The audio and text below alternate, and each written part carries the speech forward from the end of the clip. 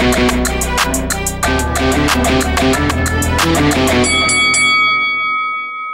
guys, welcome to Boxing Squad for boxing news and views from around the internet. Been a few developments with Daniel Dubois and Nathan Gorman. Dubois will be out for the rest of the year. We won't see him until 2019. He's come down with the flu. He's had to withdraw from his fight.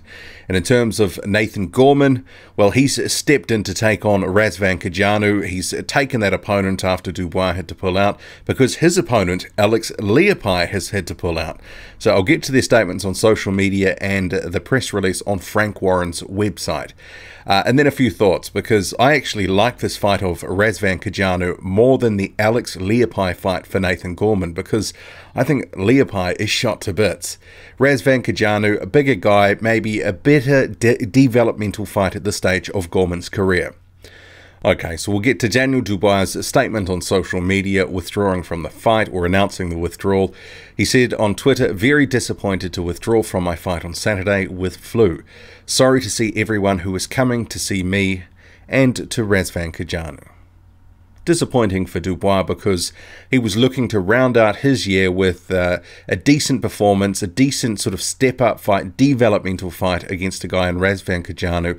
Tall timber, 6'7", fringe contender at best in his career, but he does have, you know, the honour of having fought for a world title. So it would have been a good sort of resume builder for Dubois and something good to round out his 2018.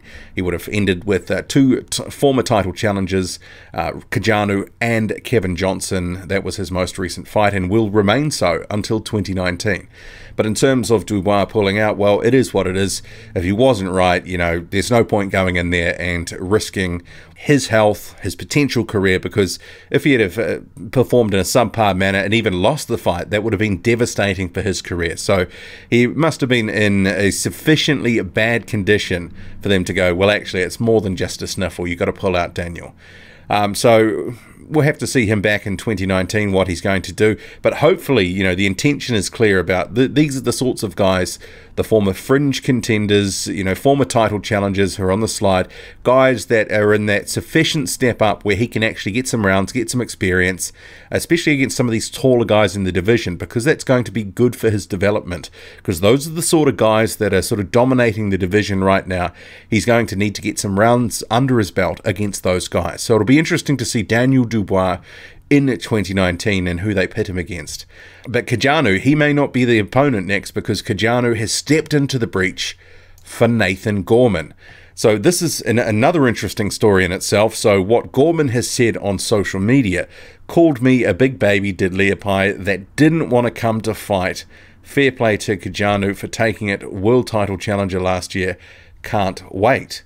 So whatever the situation is, Leapai is not travelling to fight Gorman, and we don't really know the reason. And I've had a quick cast around, can't sort of see what the explanation is, why this fight really isn't on. But, you know, obviously Cojanu, man on the spot, without a fight, he's opted to take this fight. And he's clearly been training for, a number of weeks now for Dubois, so he will be coming fighting fit, you'd hope. He gets a couple of extra weeks to prepare, and this fight will remain on the December 22nd card, which is the Frampton and Warrington bill. That's actually a reasonably strong card, but that's in comparison to this card that Cojanu and Dubois have now come off. And if we have a quick look at that, this is this show this weekend. It's pretty thin, to say the least. I just look at this and, like, you know, you've got Bradley Skeet here. He's against TBA. That's never a good sign a couple of days out from fight night. And there's not much else on the card at all. I mean, this guy here, 98 losses, that's who I'd be wanting to go see. He's getting close to racking up the ton. But in terms of that event, well, it's a shame for Frank Warren that Dubois has had to pull out of that show, because he was the headline act. That's who people most likely were going to see. But, you know, without him, it looks, you know, wafer thin. I mean, can we even say wafer thin? It's probably even less than that. But if we get back to Gorman, so I like this fight for him. Cojanu represents, similar for Dubois, another sort of step up in his career, because Nathan Gorman's actual record is even though he's, 15-0 at the moment, it's relatively thin in terms of what's actually there. So to add a guy like Cojanu, former world title challenger, he fought Joseph Parker in 2017, took him 12 rounds. That's actually a decent name for him to take on. And you'd imagine, same with Dubois, that Gorman shouldn't have too much issue with Cojanu. And Cojanu may be able to take him some rounds, give him a bit of work, and that's going to be good for Gorman. But if we go to Frank Warren's website, just for the official update here, so the press release, Cojanu steps in to fight Gorman in Manchester. Razvan Cojanu will step in to take on Ricky Hatton-trained heavyweight prospect Nathan Gorman on December 22nd after the late pullout of Gorman's original opponent, Alex Leapai. Romanian-born Cojanu was scheduled to fight Britain's other big heavyweight prospect, Daniel Dubois, this Saturday at the Brentwood Centre, but due to illness, Dubois was forced to withdraw from the bout. But fortunately for both fighters, Cojanu will now make his way up north next week and challenge Gorman at the Manchester Arena on December 22nd. Okay, so Gorman says, "I'm disappointed Leapai didn't get on the plane. He's given it some bad mouth, which isn't really my style, but in my world, if you're going to do that, then you come and have a fight. Words are cheap. Maybe he regretted his words knowing what was coming," said Gorman. He continues, "I thought it was going to be a big letdown trying to get an opponent this late, but at the very last minute, Daniel's bad luck has proved well for me. That's ironic, really. I get to fight a guy who fought for a world title just last year and took Joseph Parker the distance, so he's a better opponent in many respects.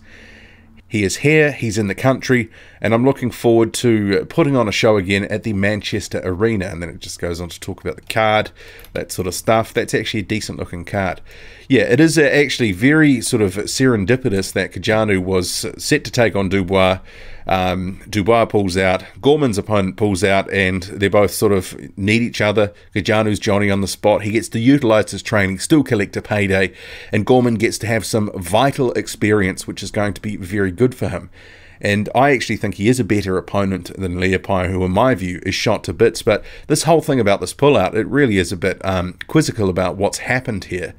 But Nathan Gorman, he should be able to come through this and get some credit from beating a guy, because I do think he beats Razvan Cojanu.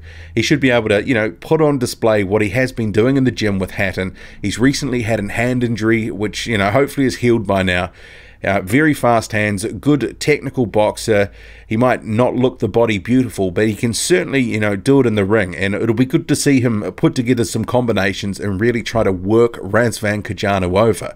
Because I think Cojanu, he's certainly lost a step in the past couple of years. I mean, he was never any great shakes, but Cojanu is a decent, he's a solid opponent, fringe contender at best, but he will be someone who Gorman can add to his resume and round out what will be a pretty decent 2018. If you look at where Gorman's come from, he really, on the back of a couple of performances that he's put on, which were, noteworthy and eye-catching, and some of the beef with Daniel Dubois, his profile has actually risen quite a bit, and he is now a name where a lot of fans are starting to look out for Nathan Gorman.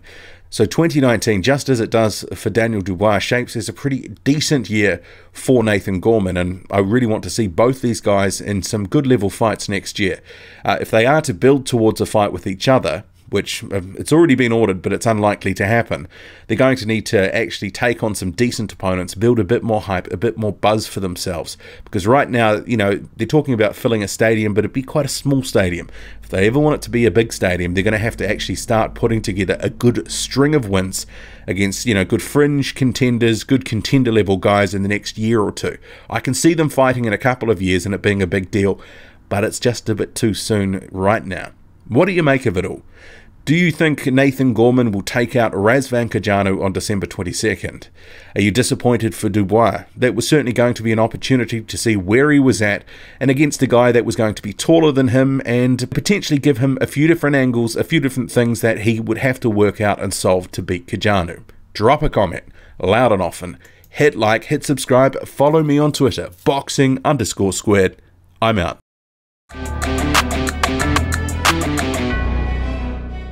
If you want even more boxing content, come and join me on Patreon.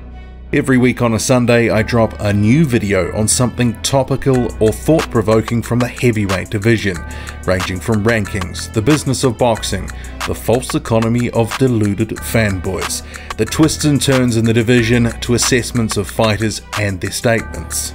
I hope to see you there, and for more information go to patreon.com/boxing squared. The address is on screen now.